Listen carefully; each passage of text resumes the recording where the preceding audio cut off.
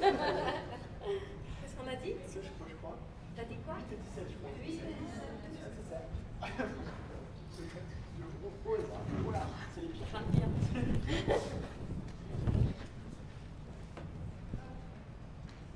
Eh ben bonjour à tous, ravi d'être là. Ça se passe bien pour vous? Alors vous avez envie qu'on vous parle? De quoi? De lui? Ouais. Qui tu es? Alors, donc on va se présenter, c'est vrai ça. Donc moi c'est Kélian Blanc et je suis la voix, entre autres, la voix française de Harry Potter depuis le premier jusqu'au dernier. Impressionnant, et toi, hein? qui tu es? Et moi je suis un peu Brigitte Lecordier et, et je suis comédienne et je suis un peu connue pour quelques dessins animés que j'ai pu faire comme Oui Oui et Dragon Ball par exemple. Non, moi non plus.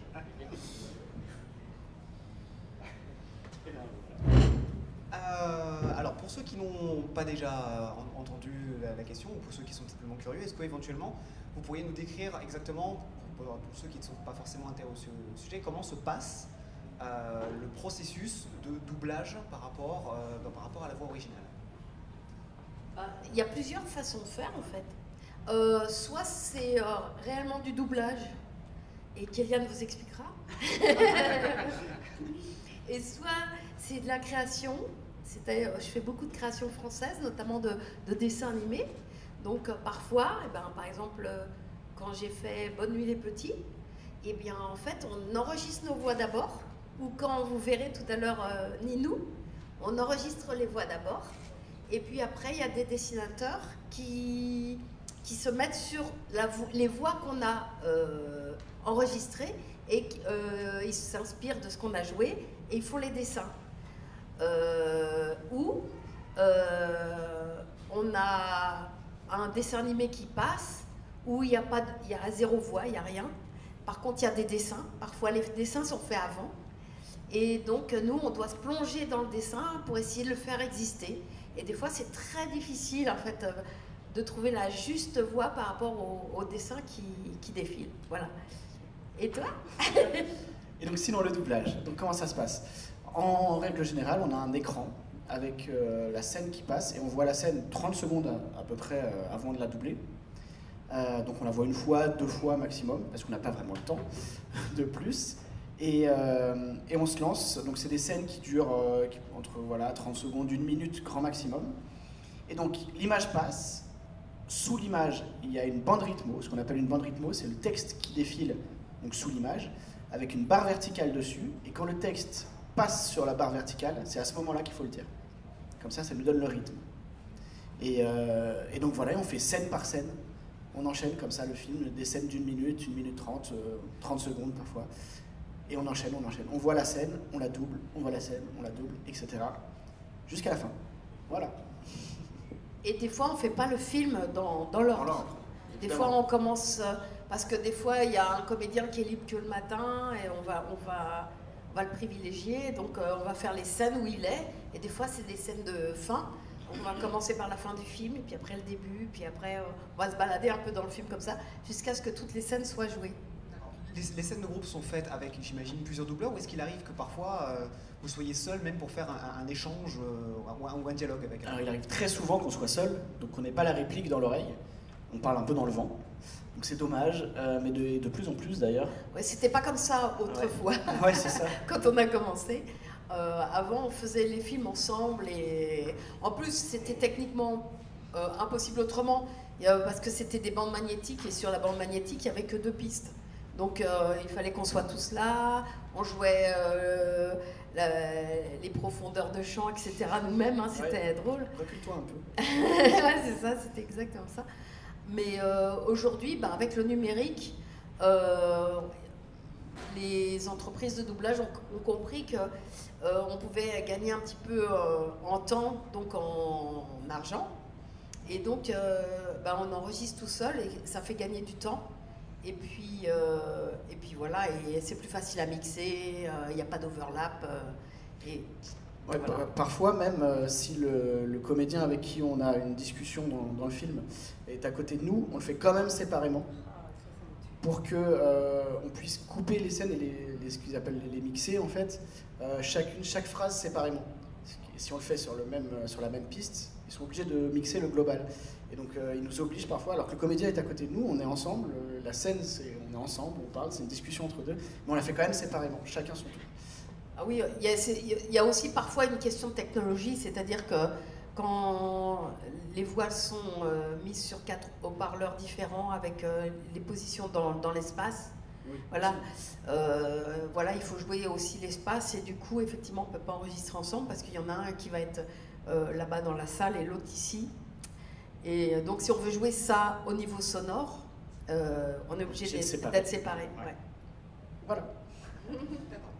Une question que j'avais eu l'occasion de te poser, Kéliane, c'est bon, tu as fait donc tous les Harry Potter, donc le personnage d'Harry Potter sur l'intégralité des films. Encore aujourd'hui, tu continues de travailler sur les projets de Daniel Radcliffe. Est-ce que techniquement, dans l'industrie, tu es considéré comme étant la voix attitrée de Daniel Radcliffe? Est-ce que ça existe, ça, le fait d'avoir une voix attitrée pour un acteur? Ça n'existe pas, il n'y a aucun contrat, il n'y a rien. Et d'ailleurs, donc, je continue de faire beaucoup de ces films, mais pas tous. Je ne pourrais pas vous expliquer pourquoi. C'est comme ça. Ils ont décidé, il y a 2 films là, Frankenstein, Insaisissable, où c'est pas moi qui l'ai doublé. Alors d'autres où c'est moi, Orange, tout ça c'est moi. Donc je continue de faire la majorité de ces films, mais pas tous. Et il n'y a aucun contrat qui dit que c'est moi la voix officielle. Voilà, s'ils ont envie que ce soit pas moi, ils peuvent très bien et j'ai aucun recours finalement. Une petite question que je m'étais posée par rapport à tout ça. Quel est votre point de vue sur la grande mode qu'il y a ces derniers temps de prendre des acteurs connus pour leur travail ailleurs, à qui on demande de prendre donc le rôle d'un comédien de doublage? Alors ça dépend. Ça dépend. Si c'est un comédien, il n'y a aucun souci, et c'est souvent très bien fait d'ailleurs. Par contre, parfois ils prennent juste des gens connus qui n'ont aucune expérience dans la comédie, mais enfin, nous, en tant que professionnels, je ne sais pas que ça s'entend. C'est faux, en fait, ça sonne faux, évidemment, parce qu'ils n'ont pas la formation derrière. Donc, prendre des gens connus, s'ils sont comédiens, oui, totalement, je suis complètement d'accord. Pour avoir des têtes d'affiche, tout ça, je le comprends. Prendre des gens connus, mais qui n'ont pas d'expérience, pour nous, non, quoi. Ça n'a pas de sens, en fait. Oui, c'est ça, quand tu as un présentateur ou un footballeur pour faire un rôle, alors qu'il y a des gens dont c'est le métier depuis des années, c'est terrible, quoi. Et voilà, dans aucun métier, c'est possible. Dire, votre banquier, maintenant, ça va être Zidane. Ça serait bizarre, quoi. Alors tu serais content en disant, je vais lui dire bonjour, je vais lui faire un bisou, mais au niveau... comptabilité, est-ce qu'il s'y connaît voilà. D'accord, parce qu'il y a une sorte de petite controverse qui est sortie il n'y a pas très longtemps. Donc il y a Les Indestructibles 2 qui va sortir, donc je crois dans le courant de l'année. Le problème c'est qu'en fait certaines voix ont été changées. Oui, c'est ça. On a déjà notre camarade Marc Alphos qui est décédé, voilà. Donc il ne peut plus faire son rôle. Il était question que ce soit David Kruger ou non? C'est Gérard Lanvin en fait. Non, mais il était question. Il était remplacé par quelqu'un d'autre. Non, par Giacomi. Voilà, par Giacomi qui avait une voix très proche et semblable et qui est un comédien, en plus qui était un ami de Marc Alphos. Ça, il fait aussi, quoi, quand on connaît la personne qu'on remplace. Et finalement, ils prennent Gérard Lanvin parce que c'est une petite star, quoi. Mais en plus, Gérard Lanvin et le dessin animé, je pense que ça fait 2. C'est ça aussi. Si tu prends quelqu'un qui est passionné par le dessin animé ou qui va s'amuser, je sais pas, je pense à Gad Elmaleh par exemple qui a fait des dessins animés. Franchement, je trouve que c'est super parce que on sent qu'il s'amuse et ça. Alors oui, c'est une star, mais oui, il va donner quelque chose. Un Gérard Lanvin, en fait, il va venir juste bankable, prendre son cachet. Enfin, je lui fais un peu un procès d'intention, mais c'est un peu ça, quoi. Et le dessin animé, je suis pas sûre que ce soit son truc, quoi. C'est vrai que c'est un monde un peu particulier, le dessin animé. Hein. C'est de la comédie donc, légèrement surjouée en général, et donc il faut vraiment s'abandonner complètement à l'image. Et après, je sais pas, Gérard Lanvin est quand même comédien. C'est quand même un comédien, bien voilà, sûr. Donc je sais mais il faut avoir une énergie terrible, il faut donner beaucoup. Mais je suis pas sûr ça se trouve, il jouera le jeu, hein, mais... Je suis pas sûr qu'il ait été pris sur casting, en fait. C'est ça le truc, et qu'ils ont essayé. Et Et donc du coup, ils l'ont pris juste pour son nom. Donc après, à voir s'il s'en sort pas, peut-être que oui. Mais Sachant qu'il y a un autre c'est un personnage risque. qui a été recasté, c'était la fille c'est la Violette, qui à la base était dans le premier, était donc doublée par Laurie, qui là sera doublée par Louane. Ah ouais, bon. Voilà, voilà est-ce que c'est... Non mais on reste dans le même truc. Quand on, Ouais, on c'est change ça. de voix pour le même personnage d'un film, C'est dommage. C'est dommage pour les gens qui écoutent. C'est un manque de respect, je trouve, par rapport au public, quoi. C'est on fait un truc pour vendre, voilà. Et on s'en fout des gens qui suivent la totalité du. Alors que paradoxalement, des personnages qui avaient été joués, je crois que c'était Edna Mode qui était doublée par Amanda Lear. Amanda Lear est revenue pour le. Bah voilà, c'est chouette. C'est chouette. Bah bien sûr, bien sûr. C'est sûr que la continuité sur une voix, sur un personnage, c'est quand même hyper important. Mais il y a plein de producteurs et de distributeurs qui ne se rendent pas compte à quel point c'est important. C'est comme ça que moi j'ai été remplacée sur Trunks dans Dragon Ball et sur Videl. Et je dis, mais je comprends pas pourquoi vous avez fait ça. Les fans, ils vont être vachement déçus, quoi. Et ils me disent, bah non, pourquoi bah non, hein, pourquoi? Voilà.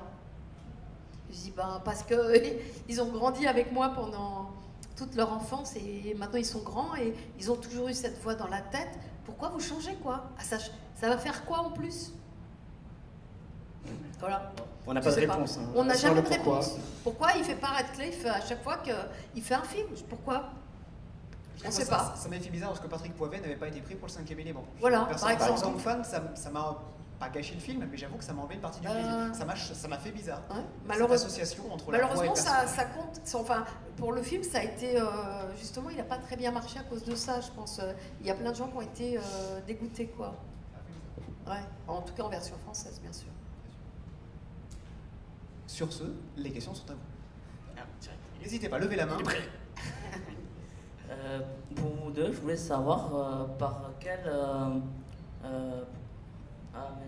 formation ou quoi vous êtes passé pour comédien de doublage et plus une autre pour Kylian. Savoir lui si au niveau des Harry Potter, l'univers fantastique et tout ça lui plaît ou si ça a été...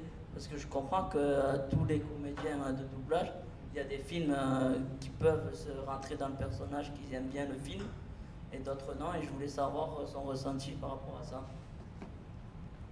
Alors, moi, je vais commencer par la deuxième question. Donc oui, moi, l'univers fantastique, c'est vraiment un univers que j'adore. Est-ce que c'est parce que j'ai fait Harry Potter que j'adore ces univers-là? Peut-être, mais peut-être que ça a joué. Mais c'est vrai que maintenant, je peux le dire, je suis totalement dans l'univers des gens qui viennent ici. Moi, ça me parle totalement. L'univers des mangas, l'univers des jeux vidéo, l'univers fantastique. Donc moi, oui, évidemment, j'adore ça et c'était d'autant plus un plaisir de doubler dans Harry Potter, forcément. Mais c'est vrai que j'ai grandi avec. Alors, est-ce que ça a joué? Peut-être. Peut-être parce que j'ai commencé à 11 ans ou 12 ans le premier Harry Potter. Donc j'ai grandi avec, moi aussi. Donc ça a joué, je pense. On n'a pas trop la même différence d'âge, ça non plus, donc bon, c'est pareil.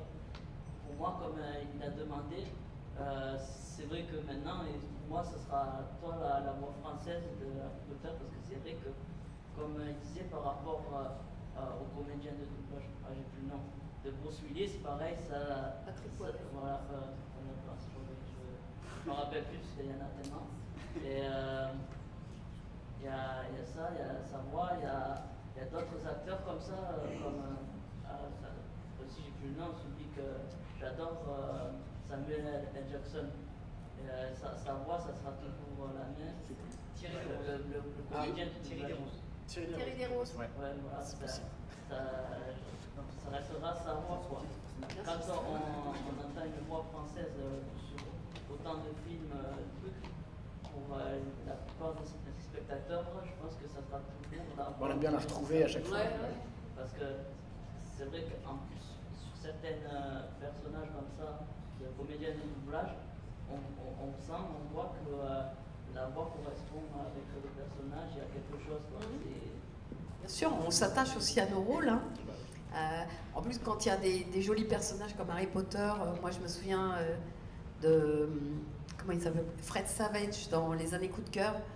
Je m'étais vraiment attachée à lui. J'ai fait tous ses films aussi, jusqu'à ce qu'il mue.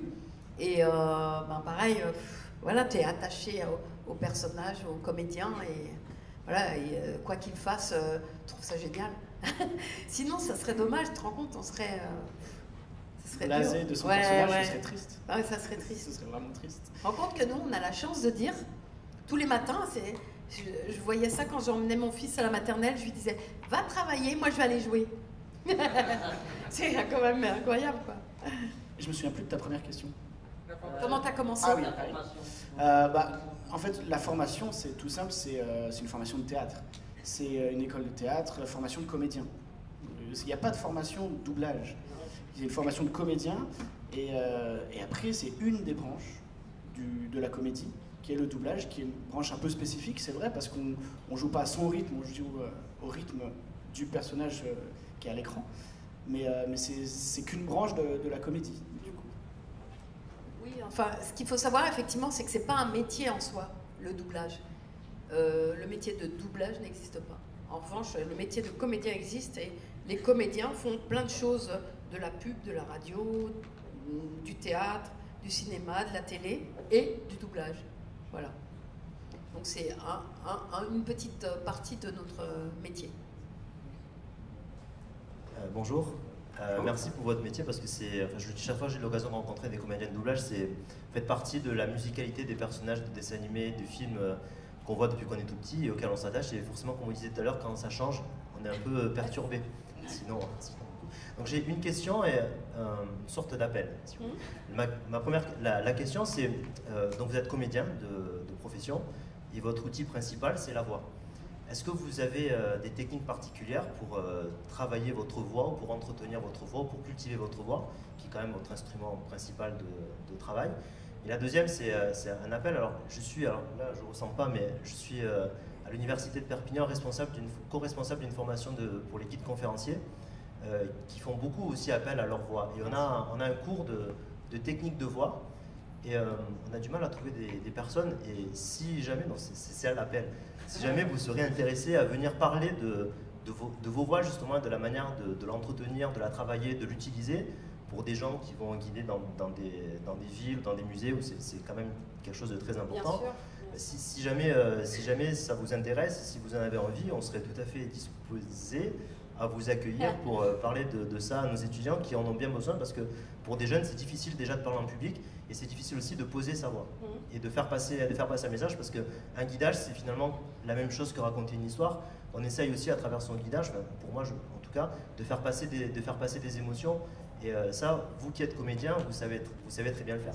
Donc voilà, les deux aspects de mon intervention. Merci. Alors, ben oui, c'est intéressant ce que tu dis. Personnellement, moi, quand j'étais plus jeune, j'ai pris des cours de chant pour bien poser ma voix, etc. D'autant plus que je me suis rendu compte que ma voix d'enfant, j'arrivais à chanter très bien avec ma voix d'enfant. On faisait chanter des petits opéras de Mozart, etc. pour à garder une voix très pure. Et pour garder cette voix-là, j'ai pris effectivement des cours de chant. Puis après, moi je travaille tous les jours depuis un petit peu de quelques années. Et du coup, en fait, ma voix, elle s'entretient comme ça, parce que tous les jours, je travaille avec elle. Et j'ai la chance, du coup, de certainement bien la placer. Parce que je n'ai jamais été à faune de ma vie, malgré les kamehameha et les nuages magiques de journée entière. Voilà. Après, pour la formation, moi, j'adore faire des formations.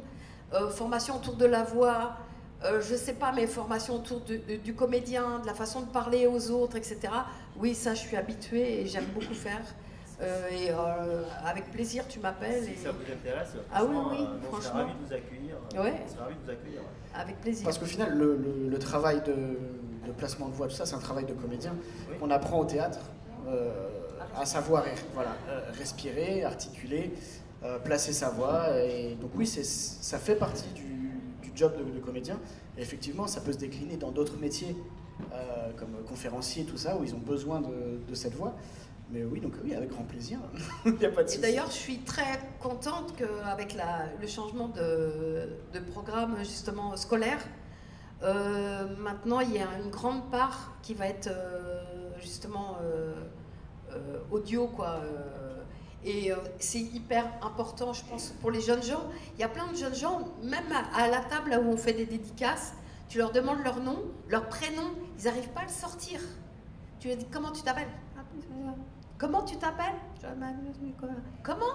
Et il y a la musique qui est à fond, et ils n'arrivent pas à dire leur prénom. T'imagines en classe, t'imagines devant un patron, t'imagines. Et notre métier, bien sûr, c'est un métier de jeu, de dessin animé, de machin, mais c'est aussi quelque chose qu'on utilise chaque jour et que vous utilisez aussi chaque jour. C'est-à-dire que, voilà, nous on est en représentation, mais vous êtes en présentation quoi, de vous-même. Et ça, c'est vachement important. Il y a dans le nouveau bac, il y a justement ce grand oral. Voilà, le grand oral, je cherchais un mot tout à l'heure. Justement pour ça, c'est pour les raisons que vous dites. J'ai parlé, mais j'ai pas les mots. Pour des entretiens ou pour des stages ou quoi, on a besoin de parler pour se présenter. Absolument. Pour montrer qui on est. Absolument. C'est vachement important. Et souvent, la voix, c'est un des premiers contacts avec le contact visuel que quelqu'un peut avoir avec un interlocuteur. Bien sûr, bien sûr. Et c'est clair que la première impression face à quelqu'un que tu connais pas, c'est comment tu t'adresses à la personne et comment tu lui parles. Et c'est vrai que si le mec il entend rien ou il voit que tu es complètement il n'a pas envie de te faire confiance forcément, suivant le métier que tu viens chercher, quoi. Voilà, enfin bon. Oui, mais avec plaisir, je sais pas toi quel. Oui, avec grand plaisir, c'est ce que j'ai dit. Après, je laisserai échanger. Avec plaisir. C'est à moi. Vous est-il arrivé d'être contacté par une société publicitaire pour interpréter un rôle justement avec vos voix de personnages de films? Alors, est-ce qu'on a été contacté par des pubs, c'est ça pour... Alors oui, bien sûr. On est contacté... on est contacté, oui, régulièrement non, mais de temps en temps, oui, pour faire des pubs. Par exemple, j'ai fait des pubs pour les jouets Lego Harry Potter, donc forcément, ils voulaient que ce soit la voix d'Harry Potter qui fasse la présentation, tout ça. Donc effectivement, de temps en temps, pour les produits dérivés, les jeux vidéo aussi, où on fait la voix des jeux vidéo, tout ça. Donc oui, on est contacté. Après, pas pour tout, évidemment, mais de temps en temps, oui, bien sûr. Oui, moi aussi, j'ai fait la pub Nestlé avec Yoko, justement. Le petit yaourt, justement, ils étaient malins, Nestlé, parce qu'ils avaient demandé les droits à Dragon Ball, justement, pour utiliser le personnage. Et il fallait payer une blinde, quoi. Et Nestlé, qui a quand même les moyens, s'est dit... Oh, ça va être cher et tout ça. Et alors ils ont inventé un petit personnage qui s'appelle Yoko, qui avait les cheveux piqués comme ça, bruns, et puis ils ont pris ma voix. Malin. Et du coup, ils n'ont pas payé les droits, et tous les gamins se sont dit « Ah, c'est la voix de Dragon Ball !» Voilà, et ils ont mangé du Yoko. Et j'ai fait ça pendant une dizaine d'années, oui. Mais effectivement, il n'y a pas longtemps, j'ai fait une pub Ikea et tout ça, mais pas forcément avec la voix que vous connaissez, mais...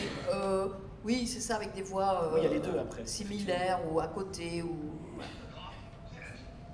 Bonjour à vous deux. C'est là. C'était pour savoir, y a-t-il des rôles pour lesquels vous avez fait le casting et que vous avez regretté de ne pas avoir eu? Ah oui, c'est ça, exactement. Il faut se dire que nous, on adore notre métier. C'est vraiment, on a la chance de faire un métier qu'on adore, et aller au travail, c'est un plaisir. Et du coup, chaque rôle pour lequel on fait un casting, on le trouve génial. Je ne sais pas pourquoi, ce qui se passe dans notre tête. Mais même sur des films tout pourris, nous on adore jouer la comédie. Et donc, tous les rôles pour lesquels on a fait des castings, je pense, et où on n'a pas été pris, on regrette. Ouais. On aurait bien aimé. Parce que chaque personnage est différent. Donc, à chaque fois, se mettre dans la peau d'un nouveau personnage, c'est un pur bonheur. Et du coup, ils tous. Oui, tu te rends compte, quand tu rencontres un beau personnage, bon, c'est génial. Mais même quand tu as un personnage tout pourri, comme tu dis, ou un film vraiment, c'est ringard. Moi, j'ai fait des trucs, des fois, des trucs de kung-fu et tout. C'est affligeant. Mais en même temps, justement, tu apportes quelque chose parce que toi, tu y apportes toute ta sincérité et tout ton jeu et tu y vas à fond, quoi.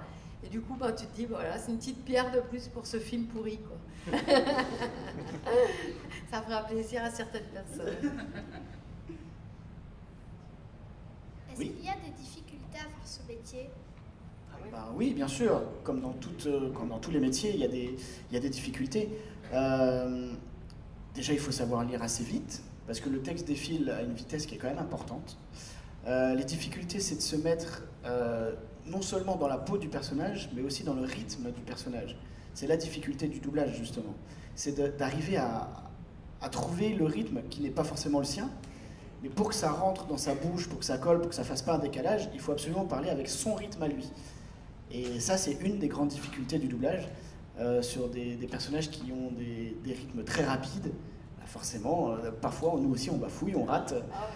Et ça se termine souvent en fou rire, d'ailleurs. Mais oui, donc, la grande difficulté, c'est le rythme, je pense, dans le doublage. Pour moi, c'est ça. Après, ça dépend aussi de ce que tu appelles difficulté par rapport à un métier. C'est-à-dire que toi, il y a des métiers, par exemple, tu es instituteur ou tu es banquier. Tu rentres, enfin de moins en moins vrai, mais quand même, tu rentres, tu es embauché et tu sais que tu vas gagner tant tous les mois et que tu vas pouvoir faire une carrière dans ce métier-là parce que tu as été pris au départ et que tu vas pouvoir te développer par rapport à ça. Nous, on ne sait jamais comment est demain. On vit au jour le jour, on est un petit peu les cigales de la cigale et la fourmi. C'est-à-dire que, voilà, aujourd'hui on fait un film, demain on ne sait pas si on en fera un autre. Et c'est pas parce que tu es mauvais ou parce que tu es bon, c'est parce qu'on pense à toi ou pas. Et pourquoi on pense à toi? On n'en sait rien. Pourquoi moi j'ai eu cette carrière-là? Je ne sais pas. Je ne sais toujours pas aujourd'hui. Et pourquoi toi tu as eu ça? Voilà. Et on ne sait jamais comment va être demain. Toi, moi j'ai commencé, j'étais clown. Et puis, en fait, c'était mon rêve le plus profond, c'était d'être un clown. Donc j'ai été clown, puis finalement, toi, je suis arrivée, je fais du doublage. Mais jamais de ma vie, j'aurais pensé en disant, tiens, demain, je vais faire du doublage. Je ne le savais pas. C'est les rencontres, les cheminements, etc., qui font que ton métier, il devient ça. Donc, une des spécificités, je pense, de nos métiers, d'artistes en général, hein, c'est pareil pour les dessinateurs, pour les écrivains, pour voilà, tous les artistes, c'est qu'on ne sait pas comment sera demain. On peut pas dire, tu ne peux pas faire des projets à long terme. Voilà. Oui, je suis complètement d'accord avec toi. Du coup, ma question était sur... donc justement, c'était pour parler du métier de doubleur. Alors, je sais que le métier de doubleur n'existe pas, d'ailleurs. Enfin, je sais que c'est votre collègue Éric Legrand qui a aussi insisté énormément sur le fait que... comédiens de doublage, ouais. Parce voilà, que les doubleurs, en fait, ce sont nos patrons. Mais justement, voilà, donc je sais que c'est un signe qu'il n'y a pas de doubleur attitré, mais voilà, surtout à vous, Madame Le Cordu, je pose la question, parce que je sais que vous avez rencontré votre homologue japonaise pour la voix de Dragon Ball au Japon, donc il y a un métier attitré, hein, il y a un métier de doubleur, les seiyuu. Qu'est-ce que vous pensez donc déjà d'une ou deux écoles, il me semble, qui ont ouvert en France, qui se spécialisent dans le doublage, et de ce modèle japonais qui voilà, veut vraiment un travail de la voix plus qu'un travail de l'acting? Bon, je pense que ces écoles sont des attrape-nigo. Hein. Personnellement, je ne sais pas ce que tu en penses toi, mais je ne vois pas comment on peut diriger un comédien uniquement sur sa voix, quoi. Un comédien, son corps compte énormément, la façon dont il bouge, mais même nous à la barre, hein, tu sais, on a une barre pour enregistrer, mais moi quand je suis arrivée en plus, je me disais, calme-toi, parce que je bougeais en même temps que mon personnage, et souvent on bouge, voilà, si tu joues pas, t'as pas le bon rythme. Et en fait, on fait pas du karaoké. C'est vrai que le karaoké, tu peux rester tranquille, tu peux t'asseoir et puis lire les trucs, mais on peut pas nous enregistrer assis, on est tous debout. Parce que sinon, on n'a pas la bonne respiration, on n'a pas, la bonne énergie, voilà. Parce que quand tu parles de respiration, c'est ça aussi, c'est avoir la bonne énergie, la bonne respiration t'amène la bonne énergie pour créer ton rôle, pour parler, pour aller au-delà de ton rôle. Mais c'est aussi vrai à la synchro qu'au théâtre, qu'en cinéma, hein, voilà. Je t'ai répondu? Il y a des moments où je me dis, je raconte n'importe quoi. Alors, on va avoir le temps pour une dernière petite question avant de pouvoir profiter de la petite surprise que tu nous as ramenée pour aujourd'hui. Donc, la dernière question et ensuite on profitera. Ouais. Je voulais savoir, vite fait, par rapport pour Kélian, s'il a rencontré les acteurs des autres personnages, les comédiens de doublage, et s'il a rencontré Daniel Radcliffe, lui, en personne ou non. Et une petite question aussi, quels sont vos projets pour les années à venir, voilà, si vous avez des projets, quoi. Les années, c'est compliqué. Les années, oui, ou les mois. Plutôt, ouais. C'est ce qu'on disait tout à l'heure, on est plus au mois prochain qu'aux années prochaines. Ouais, c'est ça. Oui, évidemment, j'ai rencontré tous tous les comédiens de doublage au niveau de Harry Potter, ça, je les ai tous rencontrés, évidemment, je les connais tous. Et puis on se recroise sur les autres plateaux. C'est un monde qui est assez fermé. On se connaît un peu tous, hein, au final. Je ne connais pas tout le monde, mais en général, on se connaît. Et j'ai rencontré tous les acteurs aussi, les vrais acteurs, qui sont devant l'écran de Harry Potter. J'ai eu la chance, ils sont venus en France, pas tous en même temps, mais chacun à leur tour pour les avant-premières. Et donc j'ai rencontré Daniel Radcliffe, j'ai rencontré Emma Watson, j'ai rencontré Rupert Grint, je les ai tous rencontrés. Et puis c'était super sympa. Ils sont super sympas. Oui, alors justement, pour les projets à venir, justement, je voulais vous parler d'un truc que je vais vous présenter tout à l'heure qui s'appelle Allô, c'est Ninou, peut-être que certains connaissent. C'est des canulars téléphoniques que j'ai fait avec ma voix d'enfant. Et puis je les ai montés, et puis après ça a plu à Canal+, donc ils l'ont mis en dessin animé. Une fois de plus, ma voix a servi avant de faire les dessins, voilà.